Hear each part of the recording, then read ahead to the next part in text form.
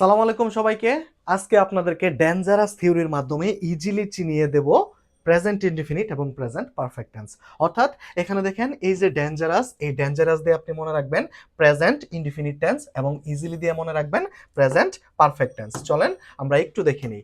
এখানে ডেঞ্জারাসটা আমি লিখে দিয়েছি। এই ডেঞ্জারাসের ডি থেকে হচ্ছে ডেইলি, এ থেকে অলওয়েজ, এন থেকে নরমালি, জি থেকে জেনারেলি, ই থেকে এভরি, আর তে রেগুলারলি, ওতে অকেশনালি, ইউতে ইউজুয়ালি এবং এস তে হচ্ছে সামটাইমস। অর্থাৎ এই ওয়ার্ডগুলো যখন কোনো সেন্টেন্স আপনি পেয়ে যাবেন তখন সেখানে ভার্ব হবে কি ভার্বের বিয়ন। ওকে, তারপরেরটা যদি আমরা দেখি, এখানে হচ্ছে ইজিলি আর জে। ইজিলি আর জে দিয়ে আমরা বুঝবো এটা প্রেজেন্ট পারফেক্ট টেন্স এবং সেখানে অবভিয়াসলি হবে have has plus B three.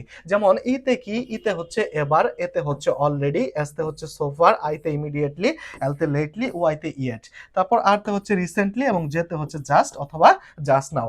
অর্থাৎ ইজিলি আর যে দেখলে আমরা বুঝবো সেটা প্রেজেন্ট পারফেক্ট টেন্স এবং সেখানে ভার্ব হবে have has plus B three, এবং ডেঞ্জারাস দেখলে আমরা বুঝবো সেটা প্রেজেন্ট ইনডিফিনিট টেন্স এবং সেখানে ভার্ব হবে কি বিয়ন।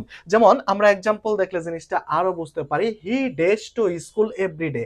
যেহেতু আমরা এভরিডে পেয়ে গেছি তার মানে এখানে বুঝে গেছি এটা হবে কি প্রেজেন্ট ইনডিফিনিট টেন্স এবং ভার্বের বিয়ন হবে। হি যেহেতু থার্ড পারসন সিঙ্গুলার নাম্বার তাহলে উত্তর হবে কি he goes to school everyday. তারপরেরটা যদি আমরা দেখি, when I arrive they had already left.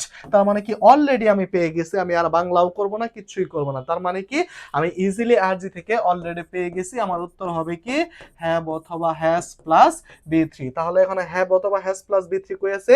When I arrived they had left. Left যেহেতু বি থ্রি আছে তাহলে দে এর সাথে কি বসবে? They have already left. পরেরটা যদি আমরা দেখি তাহলে আরো ভালো করে বুঝতে পারবো।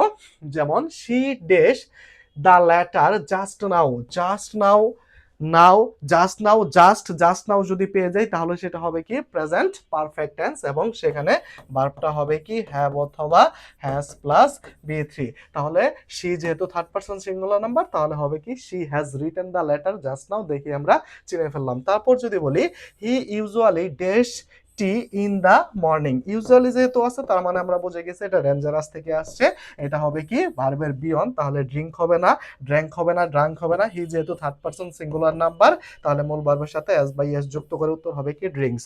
অর্থাৎ এই ডেঞ্জারাস থিওরির মাধ্যমে আমরা ইজিলি জেনে নিলাম সকল প্রেজেন্ট ইনডিফিনিট এবং প্রেজেন্ট পারফেক্ট টেন্স।